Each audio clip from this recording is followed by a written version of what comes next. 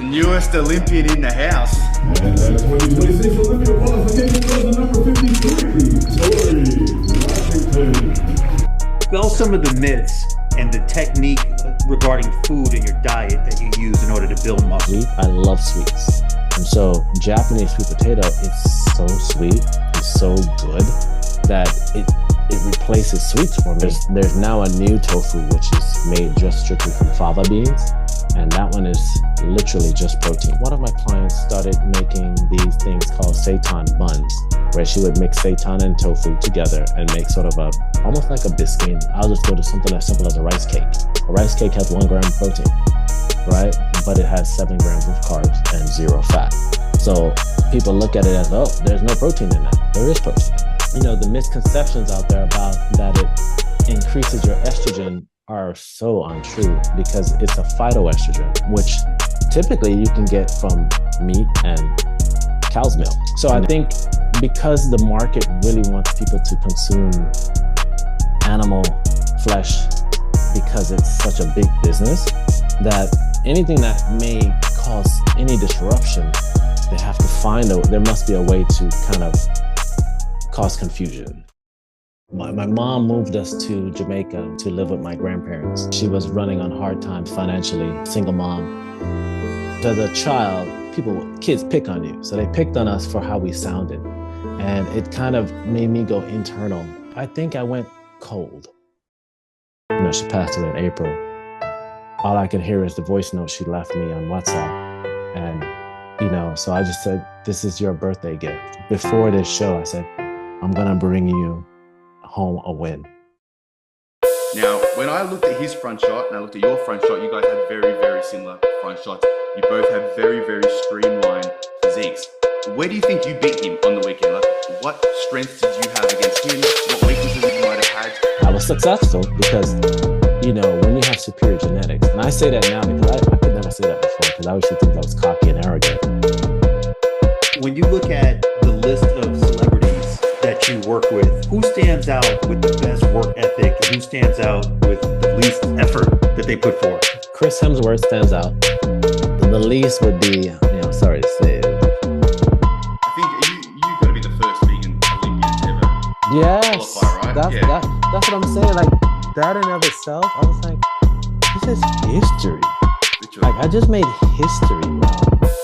And we have a lot to cover, a lot to talk about, right?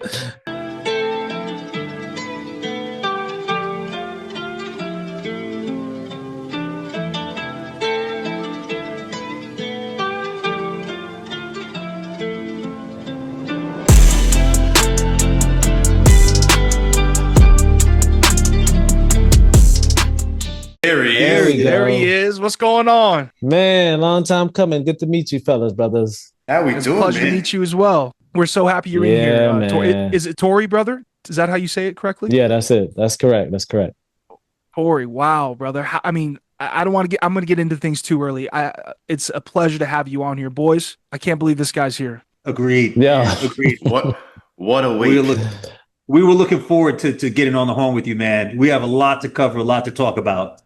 I appreciate it, man. You know, it's really truly an honor. So thank you a lot. Thank you much. You don't mind me having the vertical? You want it horizontal? How you want it? This is beautiful, brother. This works great. Okay. Man. You look fantastic. sounds You're making me miss my dreadlocks, Tori. Remember, I was thinking about that. I thought about that. I'm like, damn. Every time I see someone rocking dreads, I'm like, I should have never cut my dreads. Well, Tori, I want to introduce you to the squad. I don't know if you've heard of them. Maybe you have. They've been kind of on the scene pretty hot as of late. I got the Australian voice of men's physique, Philip Naselli, is in the building. Phil, what's going on? Not much, man. Tori, thanks for jumping on, man. I'm looking forward to diving into everything with you, man. Like, after what we saw over the weekend, man, it was remarkable, amazing to see, man. So I'm looking forward to chatting to you. All things bodybuilding, life, the works, man. So thanks for jumping on, man. Man, thank you, man. As you know, it's a pleasure. I actually finally one time went to Australia because I was working with Chris Hemsworth, and he flew me out to Bondi? Bondi, yeah. Is it Bondi? Yeah, it was out there. Loved it out there, man. Australia is beautiful. So thank you, man. It's pleasure to meet you as well, man. And thank you for all your videos, brother. I really appreciate it. My pleasure, man. My pleasure. It means the world. Love it, love it. I also have to my right a Masters Men's Physique Pro. We call him GAFA. because he's the boss over here. We love him to death. This is Aleem Bolton. Aleem, what's going on, brother? Tori, man, it is an honor to finally get on here with you. When I say I've been looking forward to having this conversation as a man who is also in the 50s too. So not just you, me as You well. look good. You look good. Yeah. Likewise. So, when we keep ourselves well, there's a wealth of information and experience to bestow upon the masses, right? Not only people within our age demographic, but obviously a lot younger, because there's a roadmap, there's a blueprint that leads to being able to still walk erect, have a great muscular physique, be really sharp mentally, and still have a youthful spirit. And you really encompass all of that as well. So I'm excited to get into the thick of things with you over here. And the boys, we're all happy to have you, man. We have a lot of posts that are going to come from this show. Trust. Right. Yeah. You thought we were rocking last time. Wait till you see how this week turns out. Thank you, man. Thank you. Good to meet you, Alif. Good to meet you as well. An honor. Boys, I'll let you start off. I know you got some burning questions. Fire away, please. Phil, go ahead, man, because you had the post of the week. Man, My gosh, that was a great post. I've got to say, man, like, you are one hell of a popular man. I couldn't believe the amount of people that were commenting on this thing. I mean, you're obviously an icon for the vegan community, man. But yeah, I want to start off with the bodybuilding thing, though, man. Like, tell me a little bit about your story. How did you get into bodybuilding initially? So, when I was young, my mom moved us to Jamaica. Well, she sent us to Jamaica to live with my grandparents because, she was running on hard times financially, single mom. And my grandparents were like, we'll take care of him. So we go to Jamaica, and moving from Alabama, because I was born in Alabama, even though my family's Jamaican, we had an accent. Of course, I didn't know at the time, but of course, as a child, kids pick on you. So they picked on us for how we sounded. And it kind of made me go internal. And I started to do little workouts because I used to watch like all the superhero stuff. I watched Wolverine and Superman, and I wanted to be them because I know when they had their strength, the way they looked, people would stay clear of them. So that was my method to have people not pick on me anymore without actually acting out physically. And so I got into just working out. And what happened was I started to watch Arnold Schwarzenegger movies, and I saw how he gained his popularity, his body. I learned that he was a bodybuilder. So I just started working out any way I could. And I read anything I could on bodybuilding. And I started going to bodybuilding competitions in high school once I moved back to the US. Because when I got back to the US, I ended up getting picked on again now because I sounded Jamaican. People were like, yo, you came over on a banana boat, this, that, and the other. And I started to really just take on bodybuilding as my outlet because I wanted to look like a superhero. I wanted to be that superhero because I had no dad to do that for me. So when I took that on myself, I started training with another guy. We used to watch Sean Ray and all the other bodybuilders of the time. And I never competed, but I wanted to. And it was not, I'm just fast forwarding real quick for you. 2009, I went to see one of my high school colleagues who actually started competing in Atlanta. And when I got to his competition, the way he looked was ridiculous because I thought I looked good at the time for working out, but seeing someone come from the stage that I knew personally inspired me to say, I want to compete. I don't want to end my life and say, I should have done it. And I wish I did do it. I said, I'm going to just do it. And he was like, but you're vegan. And I was like, okay, I'm still building muscle. I don't feel like there's an issue. And that's when we started. And I did my first show in April of 2009, got third place. And I said, I want to do another one and come in second. And I ended up winning the second one, got a pro card within the national organization. And I said, you know what, I think this is my calling because I've always had a calling to want to help people. And I figured when I started doing this, I was helping people because people asked me questions and I could help them with certain things. And I recognized that, all right, this is something I'm really good at, because I've been gifted with a genetically superior physique to be able to do this, that I should do this. And I just kept doing it as an engineer, but then eventually engineering got in the way and I decided to take this on full time and really go into the personal side of fitness coaching training. And from that point, man, I mean, when I started doing it full time, celebrities, musicians started reaching out to me, DMs and on social media. And it was just crazy because people I looked up to were like, hey, can you help me with my nutrition? Can you help me training? And this, that, and the other. And I was like, what? You know, I have your album in my car. You're calling me?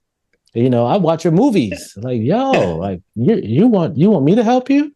And so it just blew up. But I love bodybuilding, man. I really got into it. Like I started with natural, like the bodybuilding actually. And then I went into classic physique. And then when they brought out men's physique, I was like, I don't want to do that. I don't want to wear shorts. I want to show my legs. You know, I don't want to do that. It took me a long time to get into men's physique. But, you know, it was divine timing. It was the right time for me to get in when I did. And I honestly, guys, I never thought I would go to the Olympia. It's like, you know, you dream to do that, but you know, I knew where I was starting from and that the possibilities are very far, you know, and so to have this happen, it's like, I'm still like, it hits me in waves where I'm getting so emotional. Like, I can't believe this is actually happening right now. And it's like, wow. So, yeah. Well, you're definitely blessed, brethren. You're definitely blessed. So I heard Jamaican in there. So where you from? I heard you said brethren. So yes. Where you from, man? So my family from Kingston, but them all over. And when I moved from Alabama to Jamaica, we live in Harborview, which is in Kingston. You know Kingston. Yeah. Of course, man. Everybody know Kingston. I lived in Harborview and I went to Harborview Elementary. Yeah, the bad. Yo, it was a nice, man. It was a nice little time. My grandfather was vexed with my mom when 3 years after that, you know, she said, all right, I want my picnic come back to the US. And he was like, yo, just let them stay now. But of course, you know, we young and thing, and we decided, yo, we want to go back with our mother. And so we'll go back and go high school. And, you know, it's the crazy part is when we come back to the US, them put us a year back, even though in Jamaica, you know, schooling is higher level. But them tell us, say, no, we have to bring them down. So me graduated at 18 when most people graduate at 17. So yeah, man. Yeah. And I go back every now and then. I was gonna go back. Yeah, that's how they do it. But you're still here. And the amazing thing is you not only had that journey, but it sounds like during that period of time, especially with the bullying on both sides because of the accent. And I know because, you know, my family's had to deal with it too. You know, my dad definitely had the experience when he came over here to the States and all. What was it? How did you persevere internally and be able to block that out? Obviously, you started getting into bodybuilding, but what did you lead into depression and have to claw your way out of it? Or did you just have that fight in you from the get-go? Like, nah, man, I gotta do something. And right away, it kind of clicked in for you. Internally, mentally, where were you with that? I think I went cold because, you know, I was married at one point for 10 years. And that was one of the things my ex-wife used to tell me, is like, you're emotionless, you know? So I dove deep into, once I got out of high school, I went to Tuskegee University, which is an all-Black college, right? And there I actually ran into a professor who really was adamant about historical facts that represent the African-centered history. And I started learning more about that. And it really took me to a sense of being, I was very Malcolm X-ish, where when I came back out of college, people were like, hey, whatever, I'm gonna say this. They're like, you don't like white people, do you? And I used to be like, why would you say that? It's just because of how I expressed myself after going to college and studying the history of where we came from, studying ancient Kemet, studying the Egyptian way, studying just a lot of things within the continent of Africa. It took me to a point where I became very militant. And so, but then I had to understand that militant lifestyle wasn't the way either, because it was exclusive. And I was an individual that was really not into excluding anyone. And so once I understood that, that school of thought, it took me to understanding different schools of thought and putting it all together to understand we are all one race. We're all one sect of human beings. We all walk direct. It's not like, just because you look like this, you're over here. We're all together in this. And so once I figured that out, it drove me to just be of the kind to assist and help people. And so depression never really was a thing for me. It was more like I said, I just went cold. I said emotions can make you do things you shouldn't be doing. You need to be focused. And so when I get a hold of something, it's like I focused on it. And I jumped into network marketing. I was so focused on it. People were like, don't talk to Torre. He's going to try to get you in this network marketing company, because I was just driven. Like if I grab something, I drive it. And so when I got into bodybuilding, I started competing. That was it. I was on it. And I remember when I won my first show working as an engineer, I brought my trophy into the office and people were like, oh my gosh, dude, like you're everywhere. They saw me all over Facebook. And next thing you know, they were like, why are you still working here? But at the time, I was on covers of vegan magazines and different things, but you're not paid for those things. I said, Right. Just because you see me places doesn't mean I'm making money.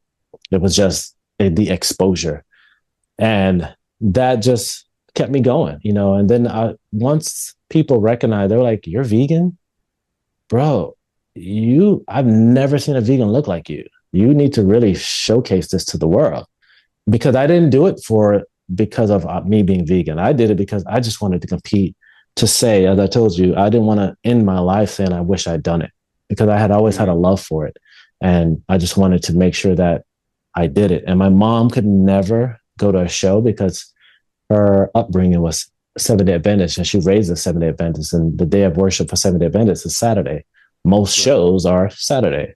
So she could never go to a competition except for this competition. She was there with me in spirit because, she passed away in April. And I used that energy for my mom.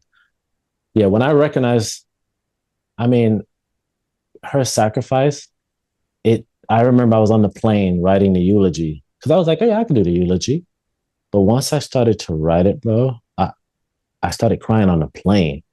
And I was like, almost embarrassed. But then when I got to the funeral to do the eulogy, I couldn't even start it, because all I thought about is all the sacrifice that she did. She was a single mom, and she had to take me and my brother and do what she could. And the first thing she did is sent us to her family. And then she came back and did the best she could. And you don't realize it until later on, once she's gone. You can't call her anymore. You can't talk to her. All I can hear is the voice note she left me on WhatsApp. And, so I just said, this is your birthday gift. Before this show, I said, I'm going to bring you home a win, because her birthday is December 17th. And I said, I'm going to do that for you. That was my major why, because, people look back at their why. What is their why? I don't have like a wife. I don't have a family per se. I don't have my parents anymore. So my why was just, since she couldn't ever be there, this is my time to shine for her. So yeah. That's beautiful, man. Honoring, you and I have a very similar path that we have walked and are walking. My mother, single mom also, she's here fortunately, and the fellows have met her and they know she's a juggernaut when it comes to business and all. But and she's given me a great tutelage. Fortunate for that. But seeing her work ethic and working late hours and not having two pennies to rub together to become what she became and has become has been an honor and a privilege. And I know that there's very few things higher than a son being able to represent and honor his mother, especially in the form and fashion that you've done. So kudos to you, man, and condolences to you and your family for your loss. We Thank you, brother. Thank you. Send our wishes and condolences to you. Another quick question I had, and I don't mean to monopolize, Phil, but how do people all want to know around the world, without having meat as a protein source to build muscle, and the notion that soy and tofu will give you man boobs and everything and spike your estrogen, right? Dispel some of the myths and the technique regarding food and your diet that you use in order to build muscle? So yeah, I appreciate that's a great question because that question it seems like it's now starting to come back because at one point it was very heavy on the community as how do you get your protein? Where you get it from? Because it went from where to okay, so what are your favorite sources, right? So now it seems it's switching from the sources to how do you get it? It's like it's almost coming back again. So I was raised vegetarian. So my mom raised us vegetarian due to her religious belief of Seventh-day Adventists. The Seventh-day Adventists have this health message of pushing that we should eat from biblical ways of the Garden of Eden and, eating fruits and veggies. And so she raised us eating vegetarian. Now, vegetarian has a different thing where if it has eggs in it, it's okay, and cheese or milk. We're not necessarily drinking them or eating them directly, but if they're part of the manufacturing or in the process of making the food, it's okay. So I changed to being vegan only because of understanding the terminology. After going to Jamaica and understanding living in Jamaica and coming back, I started to hang out with a lot of Jamaican colleagues, and we all started to go Rastafari. So I started studying up on Rastafari and recognizing the lifestyle. Yeah, man, I done already. So, I was studying it up on it, and I noticed the Nazarene vow, which is talking about the growing of the locks and, everything that's involved with it. And most of the Rastas, the Bobo Shanti Rastas, they live in the jungle of Jamaica. And, I had locks that were thick, but my auntie tore them apart because she was like, "That's too big, man. You don't want big locks like that." So I wanted the arm size locks, 7 of them, and just be like Samson. So my mom considered me Samson because she used to give me honey. And, in the Bible, Samson only ate honey, right? So I as I studied it and I realized that they don't eat anything from no chicken, no eggs, no milk. I was like, yo, I can't call myself Rasta and still have those things. So I made sure to cut it all out. And so later on, I'm around a lot of vegans and really understanding the terminology. And I had a lady stop me at a food truck and she said, yo, those are some nice boots you have. And literally most of my friends were East Coast. So I had an East Coast vibe. You rocking Timberlands. So I had on these Timberlands. She was like, nice boots. Are they vegan? And I was like, vegan? Why would my boots be vegan? Like, I'm not eating them. And I didn't understand was this whole concept behind it. It's what you wear and this, that, and the other. And people were like, oh, you're vegan. I was like, what is vegan? Because in my upbringing of being around my people, we never understood. I never heard that word before. And so once I heard the word, I was like, oh, all right, cool. But I was never really into labels either. But I understand for people to understand something, they have to label it and then they put it in this space. So I started eating soy tofu from birth. My mom was feeding us that from the beginning. And so when it started coming up as an issue, I'm like, really? I don't feel like I have a problem with soy increase, boobs, man boobs, all this stuff that people are talking about. And the only thing I have gastro. Right. But it doesn't show all the time. Sometimes it's not there. Sometimes it is. And people were like, oh, see, that's from being vegan. And I was like, my dad had it. So because I have pictures of my dad, his nipples look just like mine.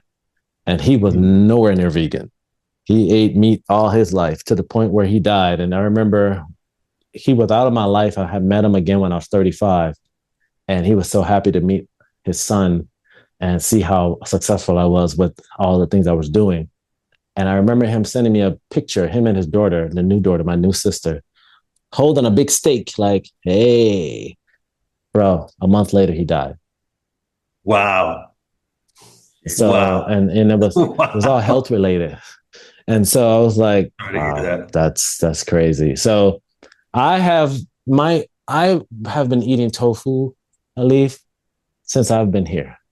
And some days I do it 5 times in a day, or I'll pretty much have it every week. And, the misconceptions out there about that it increases your estrogen are so untrue because it's a phytoestrogen. It's not a estrogen, which typically you can get from meat and cow's milk, which most people don't understand that. Because I remember I was listening to a gentleman talk about blockages and causing erectile dysfunction. Now, this person was not vegan. They were just talking about, he showed his test results and his intake of too much meat caused him to have erectile dysfunction.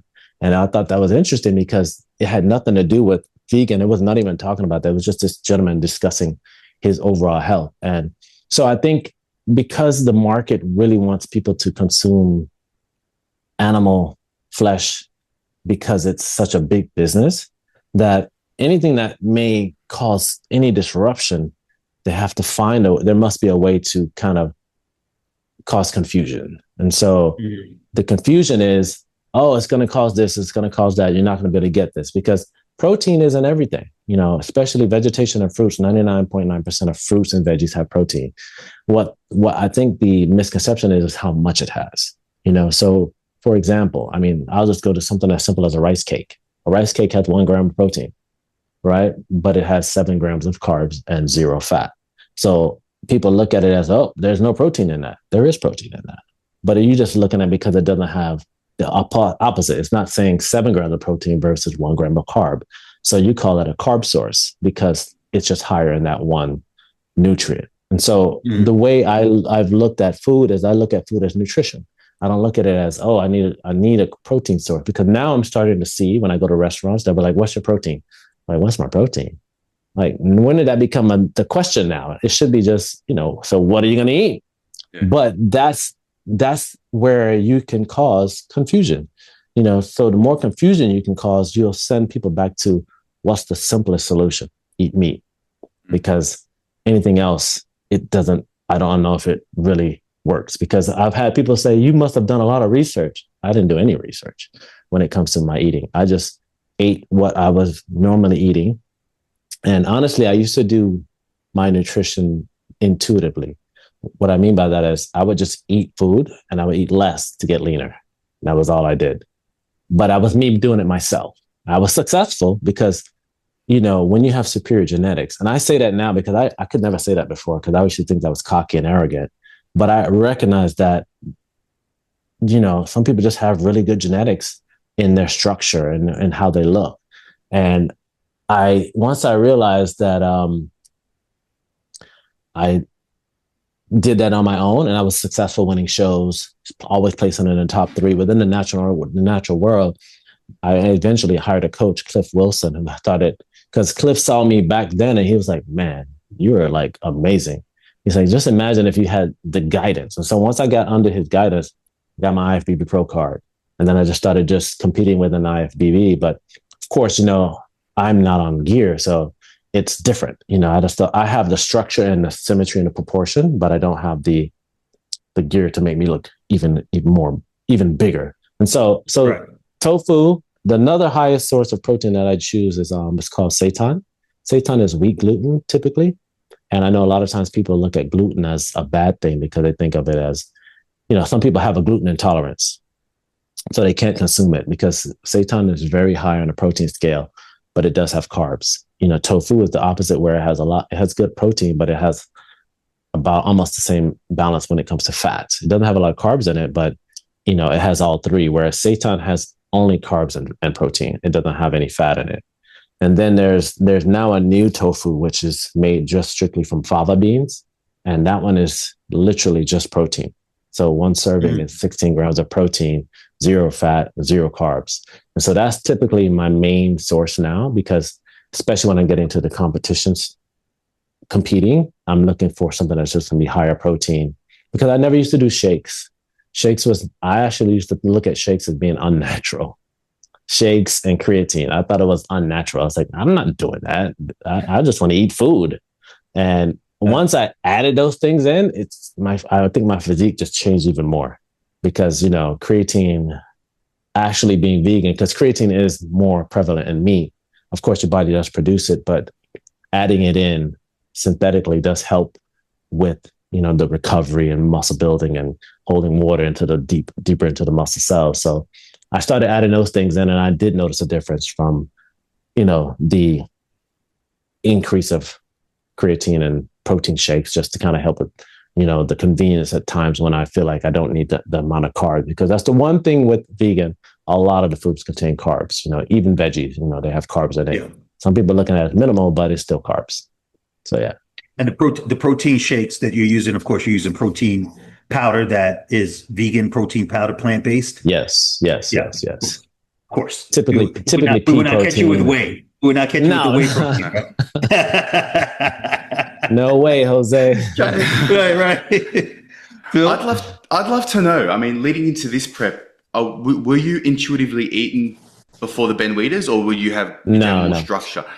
So I started structure in 2017. That's when I started with Cliff Wilson, because Cliff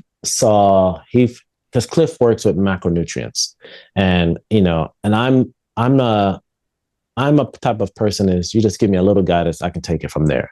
I don't need you to hold my hand and spoon feed me, because I know what I need to do. So once Cliff gave me the macronutrients, I just followed. So basically my protein went up from I was typically, Philip, getting my protein. I started to track it. I said at one point it was just from 50 grams to 100 grams. And I was killing shows doing it like that. So then Cliff increased it to 180 to 200. And I was like, okay, the only way I can do this is I got to do some shakes. So I had to start including shakes. And so since 2017, I've been following macronutrients.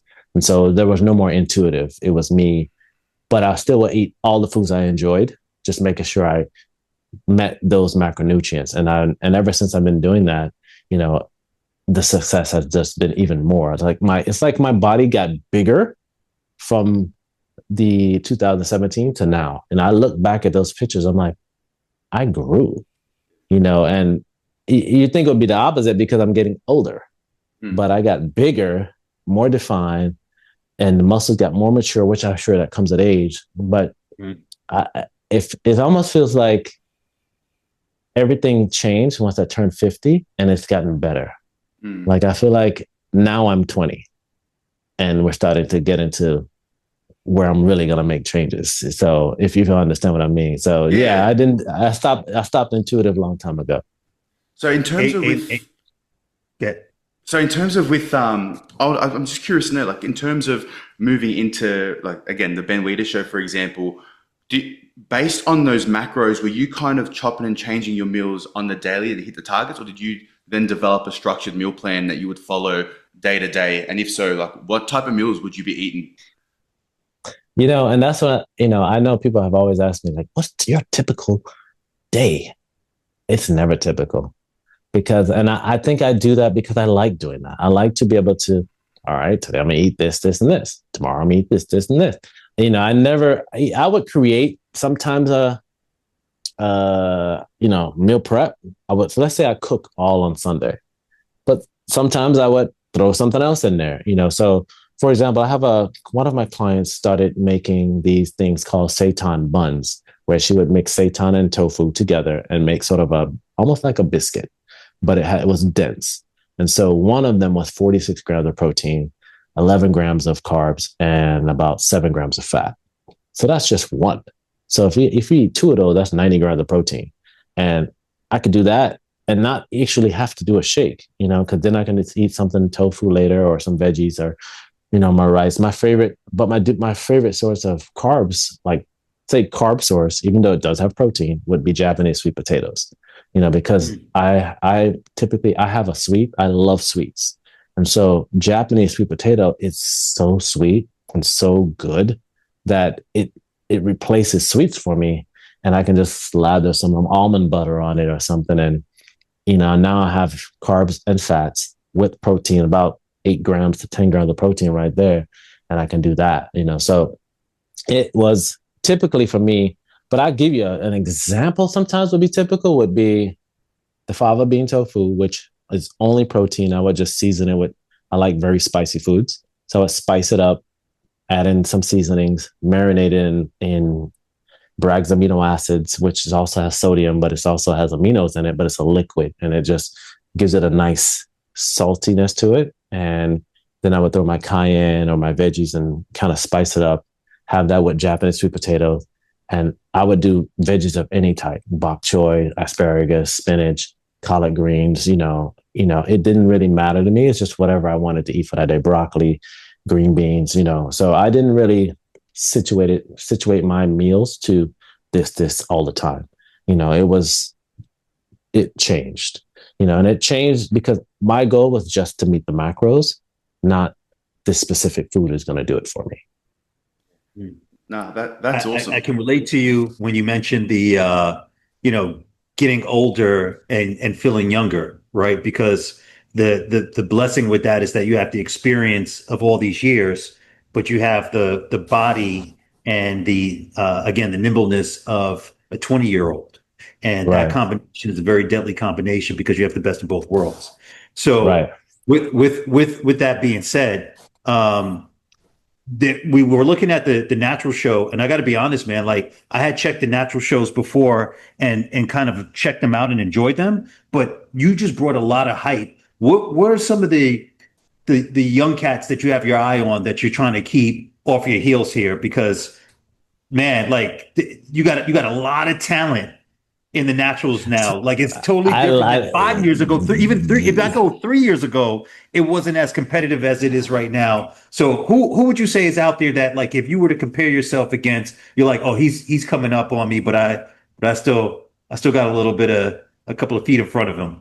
That's a great one, Alif. You actually understand me a little bit when you understand by this question.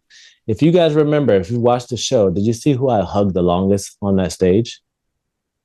I saw you hug someone from, I forget what's his name? Bill. He came in 5th place. He was the brother from Korea.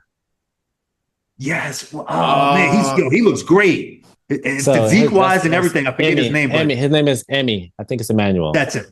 Yeah. So when I saw him get his card or he became a pro, I was like, oh wow, he looks really good. He had a great back. He has very good detail in his back, and my back is one of my areas where I feel like I can continue to improve. And I've been told that by Tyler, Bill, and even Steve. They all say, keep working on your lower lats, improve detail in your back. And I was like, yes, I get that. And I think sometimes because I'll train and I'm like, I see all this detail, but it doesn't quite show up on show day as much as I would like. And I'm not certain if that's just my posing is something I can tweak to get my posing to pop it out more, but when I saw Emmy, I was like, whoa, this guy's coming. He's going to look good. And then Tyler is another gentleman. I competed with him in Las Vegas when I earned my qualifications for Ben Wieters. But, he's a tall guy. These guys are both taller than me. They're very tall. They look very aesthetically pleasing from the top up, right?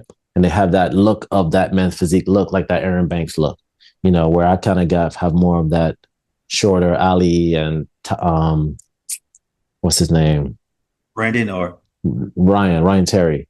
Ryan Terry. Yeah. So I have that all. I'm the shorter kind of version. And so when I saw these two guys, I was like, oh, bad, because the Asian guy, the guy from Taiwan, Shin, he's been there. I've seen him. He's always beat me. He's been, like I was 3rd one year, he was 2nd. And then I was 4th one year, he was 2nd.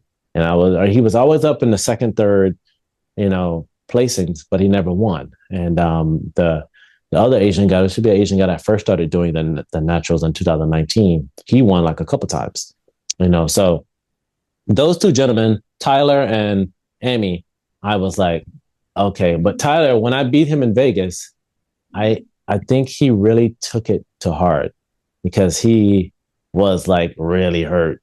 And then it took him a minute. He finally said, man, congratulations. You deserved it. You earned that win. And, I'll be back. I was like, I know you will. And I thought he was going to do a show to get qualified for Ben Wieters, but he decided to not do it. And I remember after prejudging, he messaged me. He said, I have all my money on you. He's like, you look amazing. And so I said, I appreciate that, man. And I said, I know I'll see you next year. He was like, best believe. I was like, I get you. And Emmy, I went up to him because I saw him backstage, and I noticed what was interesting, guys, is a lot of it's hard to see yourself for what other people see, because I noticed that they all started getting close to me and started working out, pumping up, and I was just chilling. And then I wasn't disrobed yet, and so then I disrobed, and they started really like getting close. And Emmy, and then we started talking, and then we did the whole prejudging thing, and Emmy after was like, man, I have to say, Torre, you're the only guy out of everybody who reached out to me after I won and got qualified for this. And I thought it was very unique of you, because in my mind, I'm thinking, doesn't he know I'm going to compete against him at Ben Wieters? And because I don't look at it like that. I look at it as like, we're all competitors. Yeah, we compete. And when we get on that stage, it's like, we go head to head. But I mean, life is full of abundance, and it's a beautiful thing. We can still be friends and comrades, but we compete together. And so he was like, that really touched me. He said, no one did that. You reached out, and my experience over here, because this is his first time to the US. He said, it's been a great one. He said, and to meet you. And so I got mad love for him, because I even told him, I said, he was like, but I'll be back. I was like, I know you will. I know you will. And they told him he needs to put on a little more size for being so tall. Mm-hmm. Yeah. And so once he gets that up, fill out his frame. And it's going to be fun. Like, I'm excited, man. One of the things we say around here is, bottom feeders compete, top feeders collaborate. And it's so true. Like, we're in competition, right? In a sense, by the quote unquote competition, but it's different when you, again, can look at someone else and say, man, steel sharpens steel, and I want you to bring your best. If I can help you be your best, then you can bring out the best in me that much more, and let the best person, get it, and it's deserving, because the work and the effort has been put in. Someone has to be number one, but that doesn't mean that you lost. So you step on that stage, man, and you're already a winner, because it's hard to do that. It's hard to get there, and it's hard to even, face the audience and face your inner demons and fears, if you have those. All of us do, and still step through that door. So kudos to you guys, man. It's kudos to you for stepping up there and knocking it out the park. Thank you, man. Thank you. Yeah. What you got, Phil Hart? That's what I was gonna say. I feel like, after speaking to a couple of Olympians and pros, the amount of respect that you guys have in that pro rank is so good to see. I know in the amateurs, there's always these rivalries, and it's always bad. I mean, in Australia anyway, people, it's always sort of like a war behind the scenes, and you hear the lead up to it, etc. But once you hit those pro ranks, like, I feel like everyone kind of gets it. You're all on the same page. You all did the hard work. You did the hard yards. And now, you can be rivals behind the scenes, or on the stage, sorry. But when it's behind the scenes, you shake hands and you're all best mates, which is something that I love. I want to ask you a question about a guy that you competed against on the weekend, Takumi, out of Japan. Now, when I looked at his front shot and I looked at your front shot, you guys had very, very similar front shots. You both have very, very streamlined physiques. Where do you think you beat him on the weekend? Like, what strengths did you have against him? What weaknesses you might have had?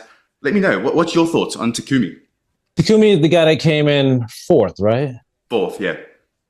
Yes. It's funny, because I was looking at him and I was like, he has a great structure. He kind of gave me a Corey Morris look.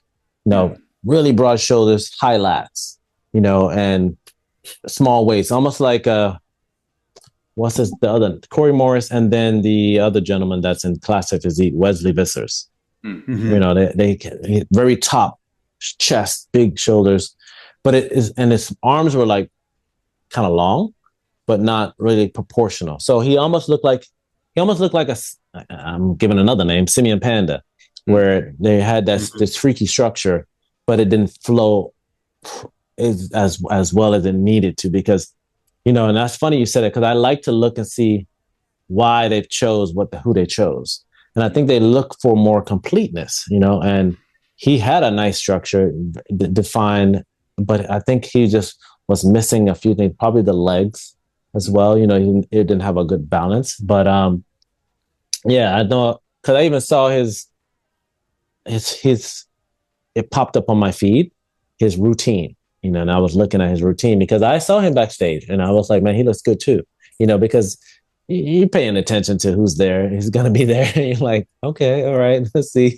Let's just see how it's going to go. And, but I also thought I called him Johnny Bravo, the Japanese guy that came in third place.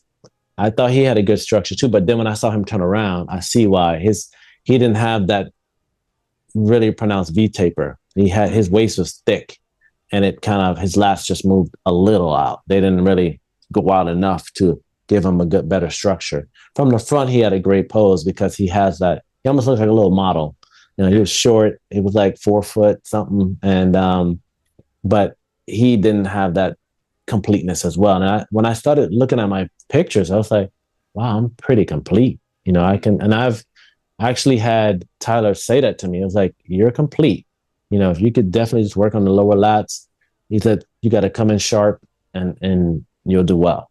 So I took that feedback and I said, I got to work with that because I used to attempt to come in bigger because of the fact I'm doing IFBB, but I needed to play to my strengths, and my strengths is conditioning and being complete. So I thought he looked good. I just think he was missing a complete package.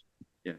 No, awesome. I actually wanted to circle back to your coach because when I first started bodybuilding, I self-prepped myself, but one of the guys that I looked up to was Cliff Wilson. I know he had a bodybuilding prep book that I studied day in, day out. So it had everything about water manipulations, and I had macros and training in the works. How much of an impact has Cliff had on your life, and not only your life, even your bodybuilding career? Man, I gotta say a lot. It was nice to really get into that place where I didn't have to think about it, and I understand when people do that because a lot of times people fire their coach when they don't have a great 1 year, but they don't understand coaching is very much, it's a troubleshooting process that takes time for them to understand how your body works. And then if you're not doing it exactly to what they're saying, they have no way to really recognize, okay, we might need to change this. Because you might say, well, I'm going to do it like this, and don't actually do what they tell you. And then so there's never any cohesiveness. We can never be on the same level because we're doing things opposite, even though you make it seem like you do. So with Cliff, it was a very beautiful alliance. And because what attracted me to Cliff was the bodybuilder that everybody to this day still feels like he was using drugs. He's a natural guy. You know what I'm talking about. Yeah. And not Doug Miller. Yes, Doug Miller. Yeah. When I saw Doug, I was like, damn, wow. And Doug was like, Cliff had him doing 10,000 calories Thursday, Friday. He was like, I can't eat anymore. And that Saturday, he demolished. He looked so huge. It was crazy. And Cliff did the same thing to me. And I was like, you sure, man? He's like, yeah, I don't want you flat. I'm like, flat? But I was so used to being shredded.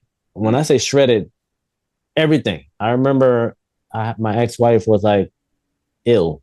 Like, I can see every fiber and every single part of your body. And I was like, I love that.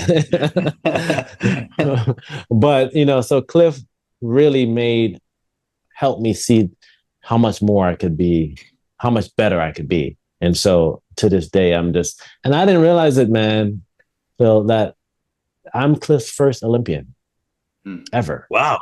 Imagine that, like vegan and 51. And I'm his first Olympian. Crazy. Define the odds. I know, right? Define the odds, brother. Hey, so when you look at the list of celebrities that you work with right now or have worked with, who stands out with the best work ethic, and who stands out with, I don't mean to throw anyone under the bus, but the least effort that they put forth? Chris Hemsworth stands out as the best work ethic because you see him to this day. He loves training. Yeah. And the least would be, sorry to say, it was Mary J. Blige. She even said it. She was like, Tori, I don't like working out, but I know I got to do it. We all got clients like that. Don't worry. Man, I remember Right. the first day with her, she was like, I said, yeah, we got to go do a warm up, 5 minutes in the treadmill. She's like, I'm not doing that. I was like, what? I was like, all right. This is not starting Fine. well. Yeah.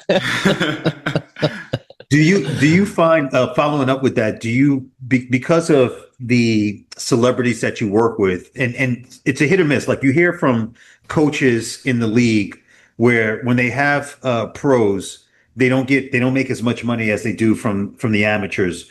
Is that similar or starkly different when you're working with celebrities? Do they pay more than maybe some of your more unknown clients that are just 9-to-5ers or whatever? Do they give you premium dollar? So you know what? That's one thing, Alif, that I really didn't realize about myself is to recognize my worth. I'm such a giving gentleman, giving individual, like giving, even when it comes to other things outside of bodybuilding. And I had to start seeing that, your worth is not going to be recognized until you recognize it yourself. And what made me recognize it more is that I have clients that people don't know, but they run the world. Like they're not celebrities, but they're billionaires and multimillionaires. They own companies. They own half of New York. And these guys, I give them my price. They're like, okay, here you go. They don't even think about it because for them, their health and wellness is tantamount to their success.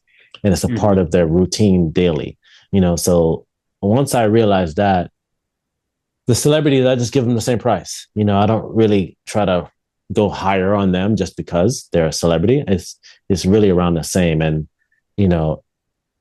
now I think what happens is now when not to say your average person, but a person who's not a celebrity or not a billionaire, I almost am very weary when they ask me, hey, I want to work out with you. I'm like, I don't know if you can afford it. And they take it offense, but I'm just being honest, because then that's time that I have to take up to train with you when that same amount of time is different for these individuals who are already on my roster, so it's just a learning process for me because I always want to help. I always want to give back. And, if I can do that in a capacity where it doesn't affect my time in a negative manner, I'll do it, so, that's why like this right here, I appreciate this so much because, I know I just met you two guys, but Hart, I remember when I first started watching, I was like, that was the first time I'm like, hey, Men's Physique, this show is cool. I like watching this one. And that was the first one that I started watching. And then when he got rid of it, I was like, what happened? Like, I don't like this other guy. I mean, I know the other guy, but I don't like the other guy. So, it's an honor to finally be here with you guys, so I appreciate this so much more than you might even know, but it's definitely a pleasure. So thank you again, for real. Well, one thing's for sure. Where do you stay at? Where you live? I live in South Florida. I'm in Fort Lauderdale area. Fort Lauderdale. Okay, cool. So I'm out there sometimes. We're gonna have to, and the boys are coming to the Olympia. Like we're hitting the Olympia. So I'll be out in Florida. We got to get a session in for sure. And then two, man. record that. That's gonna be awesome. And then two, when we're at the O, the Men's Physique show is coming to the O. So you hearing it now. We got to get you in, man. I'm open for real. I got you because listen, man, I've have so much. My family are planning it to be like a reunion because I'm like, this is historic, for me. And they're like, we're there. I have clients. Billionaire clients are like, we're there. I'm coming because, we know you like family. And for you to do that, that's so big. We have to come. What's crazy is like one of my clients is very close to the Fountain Blue owner, and he went out there for a party. So who knows what happens?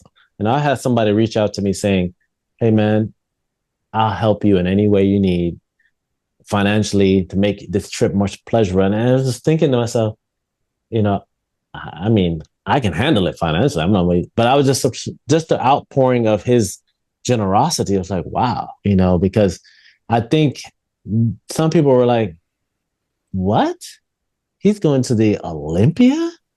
That's crazy. And, you know, it's just beautiful, man. So come on, man. I'm on the show, whatever you want. Add us to the family, brother. We're part of the family. That's right. That's right. We've ask you, man, now. Yo, that video you did, brother, that was beautiful. You know, it's been shared so many times, and I appreciate it, man. Thank you so much. My absolute pleasure, man. Like, I can see the amount of people that, you know, have your back and support you. It's gone absolutely crazy, man. And it's testament to the person that you are, man. But I got to ask you, we haven't even spoken about the Olympia. This man's gone to the Olympia, boys. We haven't mentioned it once. Tell me, has it sunken in yet that you're going to be jumping on stage, the best men's physique athletes in the world? Let me tell you, I saw today when Elite Bodybuilding Info, he puts out that, I don't know who that person is, but they put out the qualified Olympia, and I saw my name. I was like, yeah, that's wild. Right under Brandon Hendrickson. And I was like, because so far there's only been a few that are qualified. I'm within that like 10. And I was like, yo, because I'll be honest, man, I was thinking maybe I'll get to go to the Masters Olympia. And there's already had 2. I didn't make it. You know, and people were like, how you didn't make it? Like, I don't know either. You know, they were thinking, you know, because the first one you just had to apply because, you know, they just brought it back. And people were like, oh, you're a shoo-in. They were like, you're a shoo-in. You know, there's no way you're not going to get it. Never got it, right? Then the second one comes around, and I was like, that's on my birthday. That'd be awesome. And plus, watashi ga nihongo shaberu. I speak Japanese. And I was like, go to Japan? Okay, let's do this. And I applied. They were like, no. And then I win an over 45. They're like, no, not. You have to win an over 40. I was like, oh, I didn't know you had to win over 40. Everybody's over 40. What are you talking about? So the over 45 didn't count. And then I did a couple of other shows and then win those. And I got 4th at this last one. I did the Atlantic Coast earlier before Ben Weird. It's just to kind of do it because it was right here and people could come see me. And I didn't realize that I was going to do that well. You know, I just jumped in it. I didn't peak for it. I just went into it. And I was actually almost 0 carbs going into that, competing at that show, and talked to Tyler, and Tyler was like, bring this package to Ben Weeders. And I was like, bet. And I placed 4th in the Masters. And then I did like, I think I was like 12th or 13th in Open, which was like pretty good because I was like, what? When he called my name for like the 2nd or 3rd call outs, I was like, oh, all right. Okay. And then that was like a good showing for me. And then, because I didn't realize that show was huge. And so then I was going into Ben Weeders with that momentum for myself because no one really knew much about it because I didn't really talk much about that show. It was just kind of like a warm up for me. But yeah, man, to be in the Olympia, and now they finally put the dates out. I thought it was gonna be in October. It says September 24th or 27th or something like that. And so I've been sending that to everybody so that because everybody's planning. Oh, we're gonna be there. We're gonna be there. And so I know it's just gonna be a huge party. I can imagine. It's like I can already see when I walk on that stage, just hearing my family go crazy and all my friends and that are supporting me. You know, I know at least 30 to 100 people are gonna be there just for me. You know, and they've already said it, and I might end up crying before I even start posing for that because I just know it's just going to be a beautiful experience, and so I'm so excited about it, man. Like I get to go to Olympia, yo, at 51. Absolutely, man. I mean, by that time I'll be 52, though. Hey, it doesn't matter, mate. You're still showing the young guns up, so you definitely don't look 52. You're right there with them, man. But definitely soak that first one up because not many people are able to compete at the Olympia, and you only do it once. You only compete at your first Olympia once. Yeah, so, got to soak that all up, man. It'll be a surreal. Yeah, I had somebody come up. Someone came to me in the gym. He was like, "Bro, I just gotta say, man, much respect." He said, it's not too often you get to speak to a one percenter. He said, because I was like, damn, you're right. So 1% of the population, especially when it comes to bodybuilding, gets to go to Olympia. That's what the Ronnie Coleman and the Arnold Schwarzenegger is like. Wow. So yeah. Yeah, you're up there with him, man. I mean, like I said, you're going to be up against some of the best athletes in the world, man, and it's going to be an absolute spectacular show. I mean, Vegas doesn't take any shortcuts. You know what I mean? Oh, I know, I They know, put I on the know. show. It's like I said, we're all going to Vegas next year to soak it all up and interview you guys, man. So yeah, we're all looking forward to it. We're looking forward to seeing you, man. Like I think you got to be the first vegan Olympian to ever qualify, Yes, right? that's Yeah, that's what I'm saying. Like that in of itself, I was like, this is history. literally. Like I just made history, yo. Literally. And who knows, this could be the start of something, man. We could see, future Olympians going down the same route and following, being vegan, jumping on stage, and just know, mate, that you carved the path for them. Yeah, exactly, man. And I never forget when I started working at Honda as an engineer, they never really had anybody with locks in their plant. And when they hired me, I was like the first person to have dreads within the office. And then next thing you know, they hired more people with dreads, braids. It's like I opened the door for them because I remember when I left college, was leaving college, they're like, you're going to have to cut your locks. I was like, yo, lion don't bow down for Rastaman, don't bow down for nobody. No And man. they were like, okay, whatever. I got my first job with a Japanese company. They didn't even care. I remember I went in for the interview. They're like, okay, can you start tomorrow? I was like, what? They're like, yeah. I was like, bet. And I was like, see? And then Honda, I got worked out of work. I've only worked with two engineering companies, and I worked at Honda for 10 years. And I remember once I started there, you started seeing locks and braids after that because they weren't hiring it at first. So I opened the door to where they allowed that and saw that how they look doesn't showcase who they are.